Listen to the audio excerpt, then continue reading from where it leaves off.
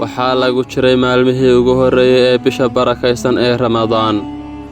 Gabadh maalqabeen ah ayaa tagtay dukaan iibin jiray hilibka waxayna ka dalbatay hilib tiro badan. Waxayna ku wargelisay inay rabto hilib badan oo kala duwan sida beer iyo qaybo kale.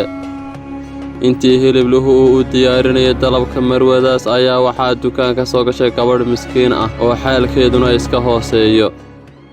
Waxayna u sheegtay iyaduna dalabkeeda oo ahaa inay doonayso lafta hilibka oo qudha. Waxayna damacsaneed inay maraq kala baxdo. Dabeed marwadii maalqabeenka ahayd ayaa naxariis u gashay markaas ayayna warqad u qortay hiliblihii waxayna ku tidhi, waxaad u diyaarisaa dalabkayga dalab la mid ah gabadhan miskiinta ah, hana u sheegin cidda bixinaysa lacagta. Hiliblihii ayaa durba bilaabay inuu diyaariyo waxa ay weydiisay marwadii hodanka ahayd. Intii uu diyaarinayay ayay gabadhii saboolka ahayd ka codsatay inuu u dedejiyo dalabkeedii. Waxayna ku tiri, fadlan intaa in ka badan ha igala daahin, goynta laftuba qaadanayso 2 daqiiqo wax ka badan sidii markii hore kale. Maxaad u daahday imika? Dabeed hiliblihii ayaa dhoola cadeeyay wuxuuna ku yidhi, isla markiiba waa aan kuu diyaarin doonaa codsigaaga, sidoo kalena Ramadaan Kariim. Gabadhii miskiinta ahayd ayaa si yaqiin iyo hubantii ku jirta ugu jawaabtay, Ilaahay baa kariima. Hiliblihiina wuxuu ugu jawaabay, hubaashii Ilaahay baa kariima. Muddo kadib hiliblihii wuxuu gabadhii miskiinta ahayd siiyey hilibkii tirada badnaa ee gabadha maalqabeenka ahi u dalabtay. Waxayna u eegtay si amakaa ku jiro isagii waxayna ku tidhi, kani ma aha dalabkaygii. Wuxuuna isagii ugu jawaabay, maye waa dalabkaagii. miyaanad daqiiqado ka hor odhan Ilaahay ayaa kariima oo deeq badanaa? Ilaahay ayaa kariima dhab ahaantii. Marwadii miskiinta ahayd waa ay diiday inay qaadato hilibkaa tirada badan. Waxayna u sheegtay inuu aad ugu badan yahay wayna diiday inay qaadato. balse may ogeyn in marwada hodanka ahi ay bixinayso lacagta. Dabeed ninkii hiliblaha ahaa wuxuu ku qanciyay inay qaadato hilibkan wuxuuna u sheegay inuu ka yimid dhanka Rabbi ee Kariimka. Muddo ayaanu ku celcelinayay ilaa uu aakhirkii ku qanciyay ayna markii dambe ka qaadatay hilibkii.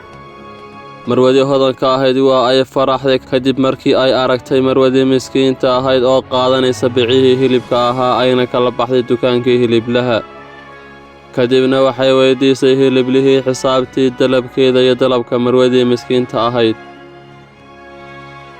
Sidaa darteed waxaa kadis ku noqday hadalka ninkii hiliblaha ahaa wuxuuna ku yidhi, waxba ha bixin aan ka ahayn adiga dalabkaaga qudha. Waa la bixin doonaa xisaabta marwadaas miskiinta ah, sababtoo ah aniguba kaama deeqsinimo yari. balse marwadii hodanka ahayd ayaa ku adkaysatay inay bixinayso dalabka ay marwadii saboolka ahayd qaadatay.